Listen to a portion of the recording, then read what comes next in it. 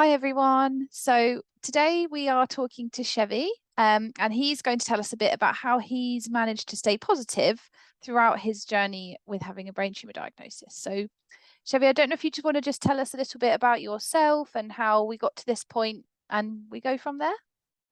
Okay. So I was diagnosed with NF1, and I only got told kind of my teenage years. So it didn't really bother me, although I kind of got bullied for it. And then 2 years ago, the the tumors became cancerous or active, should I say? And I was I was angry, but then I had the only choice I had was two choices: either stay in bed with the kind of duvet over my head, or just carry on being myself and just carry on. And so the way I kept positive was my photography. So I did photography as a hobby before my diagnosis, but then I continued doing it, which kind of helped a lot. So I went out for walks, taking photos, listening to music, and even though it was only temporary, it made me kind of forget what was happening.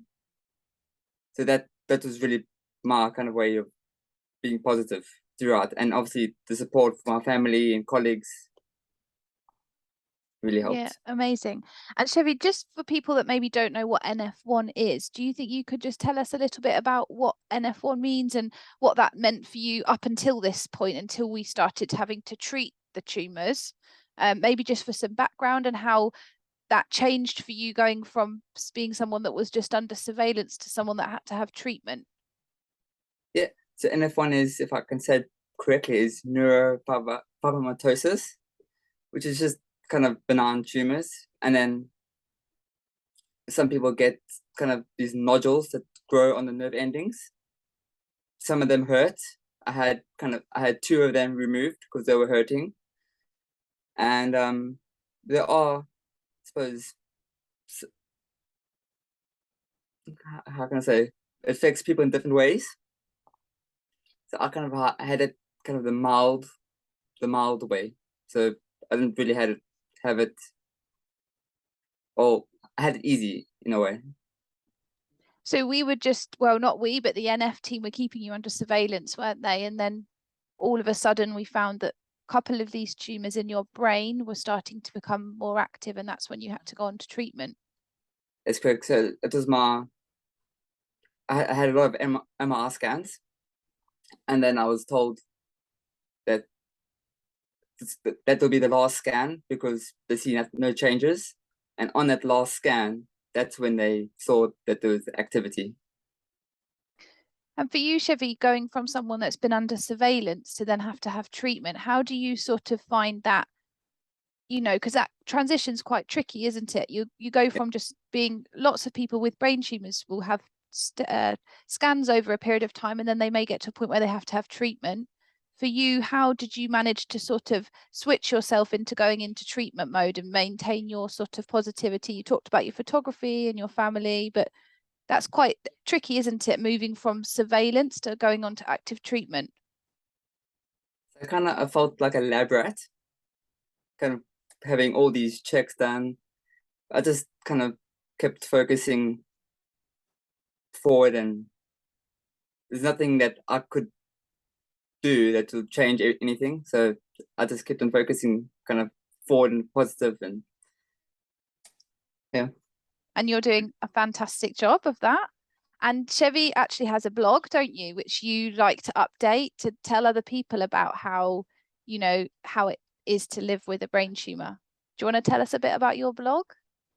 My father kind of encouraged me to write a blog. So I do kind of keep notes, whether it's bad or good. I put it all in there, just so that I'm not kind of normal, that I do have my bad days. And if we're thinking about brain tumor awareness, we talked a bit before about how lots of the awareness of brain tumors out there is quite negative, isn't it? So you know, if you have a search on the internet for brain tumors, there's a lot of scary things out there. So it's important for you to paint a different picture of it. Yes, I avoided doing kind of Google searches. So this is kind of my experience of what I went through. And hopefully that will be able to help other people, you know, in a positive way. Hopefully, yeah, that'd be great. Yeah, yeah. Well, you've been, you know, very positive throughout, and you're still going and you're still smiling and still helping other people with your blog. So that's really great. Is there anything else you'd like to share with anyone about, you know, your journey? Anything that would be helpful? Any tips for anyone else that are going through it now? Yeah, kind of finding a hobby that you enjoy, and just keep at it, and yeah, keep focusing. I mean, Brilliant. Okay, well, thank you very much for talking to us today, Chevy. you're And we will wrap it up there. Thank you.